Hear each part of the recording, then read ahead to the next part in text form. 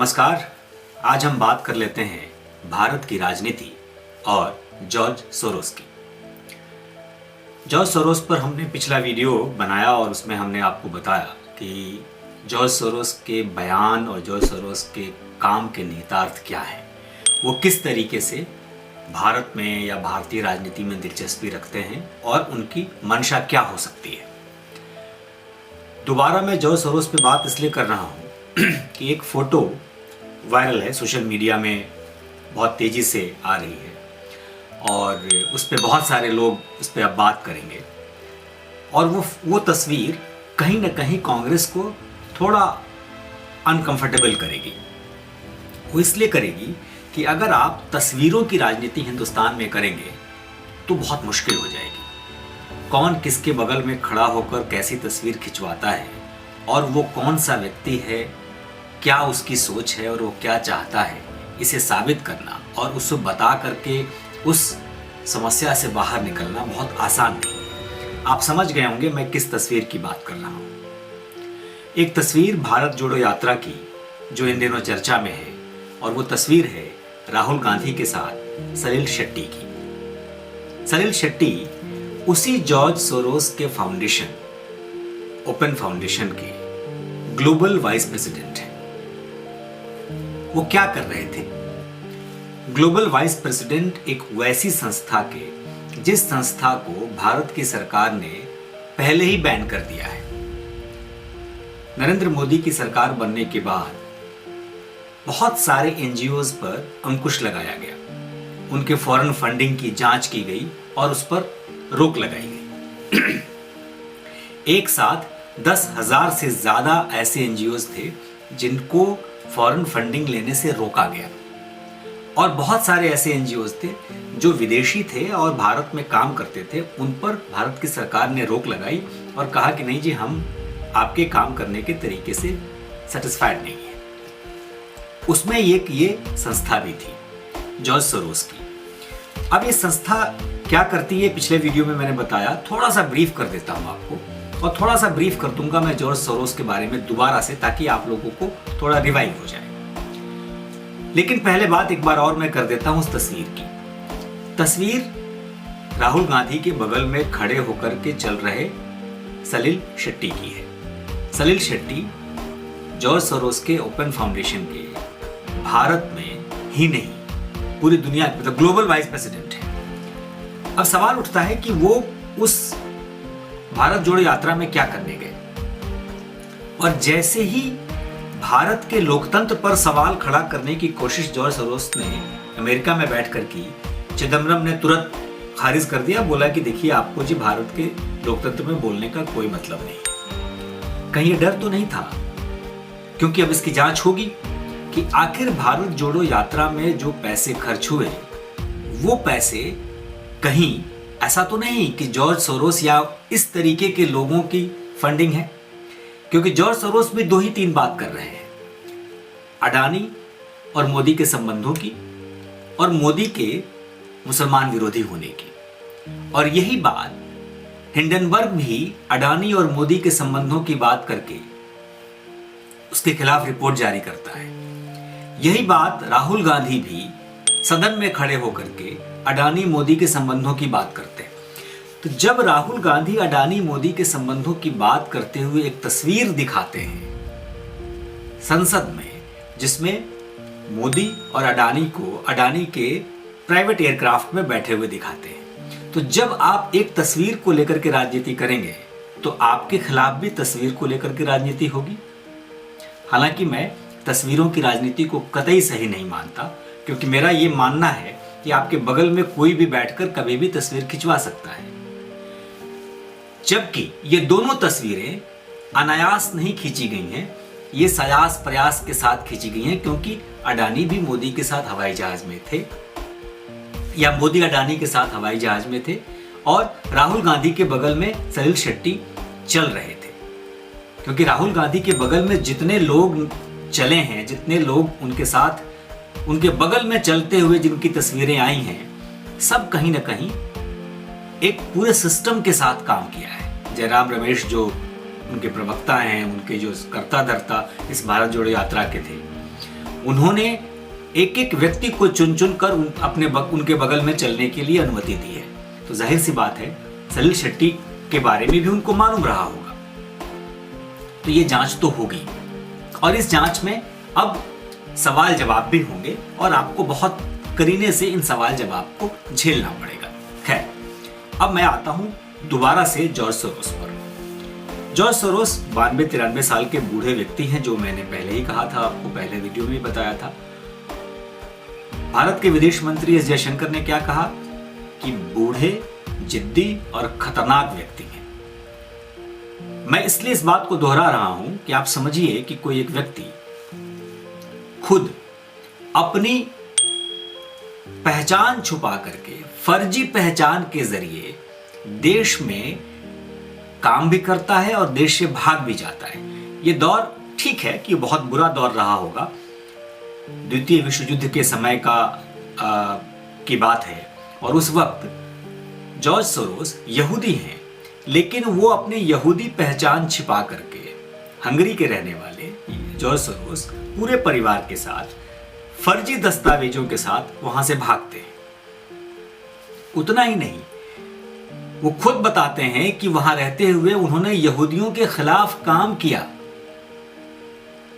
अब आप समझिए कि क्या परिस्थितियां रही होंगी कि एक व्यक्ति जो खुद अपनी पहचान छुपा करके उस देश से बाहर निकलता है जिस देश का वो बाशिंदा है, उस देश में आज की तारीख में अगर देखा जाए तो हिटलर के बाद दूसरी सबसे दुनिया की फांसीवादी सरकार हंगरी में आज की तारीख में है। उस पर तो सवाल जॉर्ज सोरोस खड़ा नहीं करते या उसके लिए कुछ कर लेते। जिस अमेरिका में वह रह रहे हैं, अगर हम पूरे वैश्विक राजनीति की चर्चा करें तो उस अमेरिका में 4 साल तक ट्रंप की सरकार रही है, जिसको दुनिया भर के लोग फांसीवादी सरकार मानते रहे हैं। उस पर तो आप बात नहीं करते। तो प्रश्न ये उठता है कि आखिर जॉर्ज सोरोस क्या चाहते हैं। देखिए, जॉर्ज सोरोस की संपत्ति आज की तारीख में तकरीबन 1 लाख करोड़ की है। दुनिया के 250वें नंबर के रईस हैं, और भी ऊपर नंबर था, लेकिन 1 लाख करोड़ मतलब $8 बिलियन की बात मान लीजिए। तकरीबन $18 बिलियन वो दान कर चुके हैं। इसी संस्था ओपन सोसाइटी फाउंडेशन बनाई है उन्होंने, जो दुनिया के 100 देशों में काम करती है। उनका कहना है कि मैं 100 देशों में लोकतंत्र मजबूत करने के लिए काम करता हूं, लेकिन ये लोकतंत्र मजबूत करने के लिए काम नहीं करते हैं। ये काम ठीक उसी तरीके से करते हैं जैसे दूसरी संस्थाएं करती रही हैं किसी दूसरे देश में उनकी डेमोक्रेसी को खराब करने के लिए। अगर आपको इतिहास याद होगा, या मैं किसी एक और वीडियो में आपको बताऊंगा कि फिलीपींस में रमन मैग्सेसे कैसे सत्ता में आए और उसके बाद उन्होंने कैसे वहां की सरकारों को गिराना शुरू किया। ये पूरी परिस्थिति, इस पे मैं एक अलग से वीडियो बना के आप लोगों को बताऊंगा। ठीक उसी तरीके का काम जॉर्ज सोरोस भी करते हैं। तो दुनिया में जो ऐसी संस्थाएं काम करती हैं उनको बहुत बारीकी से समझने की जरूरत है कि वो आपके फायदे के लिए करती है कि नहीं। मैं बार बार ये कहता हूं कि हिंदुस्तान में समस्या क्या है कि हम दुनिया के दूसरे देशों के लोग जो बात कहते हैं उसको हम बहुत जल्दी स्वीकार कर लेते हैं, और ये हमारी सबसे बड़ी समस्या है जिसको हम लोगों को थोड़ा समझना चाहिए। 2020 में भी दावोस में हुए वर्ल्ड इकोनॉमिक फोरम में भी इन्होंने गलत बयानी की थी। मोदी के खिलाफ बोला था, भाई आप किसी और देश के व्यक्ति, किसी और देश में व्यवसायी हैं, आप कोई राजनेता भी नहीं है, आप व्यवसायी हैं, आप कोई थिंकर भी नहीं है। आप ये कहते हैं कि पैसा कमाने के लिए नैतिकता और अनैतिकता नाम की कोई चीज ही नहीं होती है, पैसा पैसा होता है, आप कमाइए।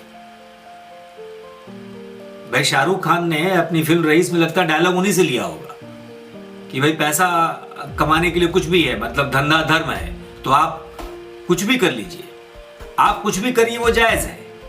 कोई व्यक्ति राजनीति कर रहा है, उसकी राजनीति से राजनीतिक लोगों को समस्या नहीं है, आपको समस्या ज्यादा है। तो जॉर्ज सोरोस को समझने की जरूरत है। अब ये जो बात है कि पैसा कमाने के लिए नैतिकता अनैतिकता कोई मायने नहीं रखती, आप अपनी पहचान छुपा करके दूसरे देश में जाते हैं, वहां जाकर के आप संपत्ति बनाते हैं और उस संपत्ति में से एक हिस्सा आप दान करते हैं और दान करके दूसरे देशों में डिस्टेबलाइज करने की कोशिश करते हैं डेमोक्रेसी के नाम पर चीजों को। भाई ब्रिटेन वाले तो कभी भी जॉर्ज सोरोस को नहीं भूल सकते, क्योंकि उनके लिए सबसे काला दिन। और उस दिन क्या हुआ, 1 बिलियन पाउंड कमा के ये निकल गए। दूसरे देश को नुकसान पहुंचा करके 3000 करोड़ का नुकसान बैंक ऑफ इंग्लैंड को पहुंचा करके 1992 में, और खुद 1 बिलियन पाउंड कमा करके निकल गए। उसी तरीके से थाईलैंड में 1997 में, मलेशिया में, इंडोनेशिया में, थाईलैंड में 45% और मलेशिया में 50% करेंसी के रेट गिरे। और वो सब पैसे के लाभ जो है, पैसे का लाभ, वो मिला किसको? जॉर्ज सोरोस को। तो आपने जो संपत्ति बनाई है, आप कहते ही हैं कि नैतिकता का कोई महत्व नहीं है, तो आपने बनाई ही संपत्ति इसीलिए है और इसी तरीके से है कि वो संपत्ति आपके पास जमा है, और उस संपत्ति का गलत इस्तेमाल अब आप कर रहे हैं। दूसरे देशों में आप डेमोक्रेसी के नाम पर, कि वहां भाई लोकतंत्र, हिंदुस्तान का लोकतंत्र हिंदुस्तानी तय करेंगे ना, हिंदुस्तान का लोकतंत्र उनका वोटर तय करेगा ना। तो आपको तो सोचना पड़ेगा, मैं हिंदुस्तानियों के बारे में कह रहा हूं कि आपको तो सोचना पड़ेगा कि आपको कैसे लोगों की बात सुननी है। मैं ये बातें दोनों इसलिए कह दिया कि तस्वीरों की राजनीति हो रही और होगी। तस्वीरों की राजनीति से हिंदुस्तान के राजनेताओं को बचना चाहिए कि कहीं भी किसी की तस्वीर दिखा दें। और आप देखिए क्या हुआ, अभी इसी बजट सेशन में राहुल गांधी ने सदन में वो तस्वीर दिखाई। अगर हम उस तस्वीर पर तस्वीरों की राजनीति मान लें, अगर हम कहें कि हाँ ये आरोप लगा रहे हैं और वो सही आरोप लगा रहे हैं, तो ठीक उसी तरीके से हमको अब राहुल गांधी की तस्वीरों को भी सही मानना पड़ेगा। और उनके खिलाफ जब जांच शुरू होगी तो उनको समस्याएं होनी शुरू हो जाएंगी। इसलिए मेरा कहना है कि हम लोगों को थोड़ा समझना चाहिए, हमको आपको, भारत के लोगों को थोड़ा अपने दिमाग को खोलकर विस्तार के साथ इन बातों को समझना चाहिए कि हमको आखिर क्या क्या सोचना है और दुनिया के किन देशों के किन लोगों का कितना उन लोगों को महत्व देना है और कितनी बात सुननी है। कुछ और बातें मैं बता देता हूं जॉर्ज सोरोस के बारे में। देखिए, अगर भारत सरकार ने इन पे रोक लगाई है तो उसकी कोई वजह होगी। 2015 में इन एनजीओज पर जांच शुरू हुई और 2016 में भारत की सरकार ने इन पर बैन लगा दिया कि भारत में आप काम नहीं करेंगे। तो अभी भी ये भारत पे अगर पिछले दरवाजे से काम कर रहे हैं तो इसकी जांच होनी चाहिए, पहली बात। दूसरी बात, इनके बारे में कुछ बातें और बता दूं। जॉर्ज बुश जूनियर की सरकार के समय इन्होंने 125 करोड़ रुपए खर्च किए थे उनकी सरकार के खिलाफ, हालांकि वो जीत गए। ट्रंप के खिलाफ भी ये बयानबाजी करते रहे हैं और अंदर से उनको चंदा भी देते रहे हैं। इसके अलावा फॉक्स न्यूज ने जॉर्ज सोरोस के खिलाफ स्टोरी की, उनकी पूरी परिस्थितियों को बताया और बताया कि किस तरीके के गलत काम करते हैं। वो इससे इतना चिढ़े कि उन्होंने रातों रात एक वेबसाइट खड़ा कर दिया, मीडिया मैटर्स नाम का, और उस वेबसाइट को इन्होंने फंड किया $1 मिलियन। और वो फंड करके रातों रात उसको एक ऐसी आइडेंटिटी बना दी कि वो अब इनके इशारे पे काम करती है और इस तरीके की खबरें प्रसारित करती है। मेरा ये कहना है कि हिंदुस्तान से बाहर जो लोग बैठे हैं, अगर हिंदुस्तान के डेमोक्रेसी में वो बहुत ज़्यादा इंटरेस्ट लेते हैं तो आपको सतर्क होने की ज़रूरत है। और एक नाम नहीं है, ये अभी एक नाम सामने आया है, हो सकता है आने वाले दिनों में और बहुत सारे ऐसे नाम आएंगे। और उसकी वजह क्या है? भारत की वैश्विक स्तर पर बढ़ती ताकत। हिंदुस्तान में बैठे बहुत सारा बुद्धिजीवी वर्ग इस बात को नकार रहा है और इस बात को समझने की कोशिश नहीं कर रहा कि वो जो कह रहा है वो हिंदुस्तान के हित की बात नहीं, वो अपने व्यक्तिगत हित की बात कर रहा है। एक पूरा समुदाय प्रधानमंत्री नरेंद्र मोदी को नहीं पसंद करता है, इसलिए उसे भारत की तरक्की भी पसंद नहीं आ रही है। ये बहुत गंभीर विषय है और इस पर आप सब लोगों को थोड़ा सतर्क होने की जरूरत है। देखिए, हिंदुस्तान में बड़ा आसान है किसी भी व्यक्ति को अच्छा और बुरा कह देना, लेकिन अगर देश के खिलाफ कुछ चीजें हो रही हैं तो उसको कहा जाएगा ना देश के खिलाफ हो रहा है। अब उसको आप जोड़ दीजिए कि नहीं भाई आप तो दूसरे धड़े में खड़े हो गए और ऐसी बातें तो सिर्फ भक्त लोग कह रहे हैं, जो एक जुमला आजकल जारी है हिंदुस्तान में, तो उसको समझने की कोशिश करिए। भाई देश तरक्की कर रहा है, दुनिया भर में उसकी पहचान बन रही है, इंफ्रास्ट्रक्चर पे काम हो रहा है, हम विकास कर रहे हैं। ऐसा नहीं है कि हम विकास सिर्फ पिछले 9-10 सालों में कर रहे हैं, हम पिछले 25-30 सालों से लगातार कर रहे हैं। इस बात को समझने की जरूरत है।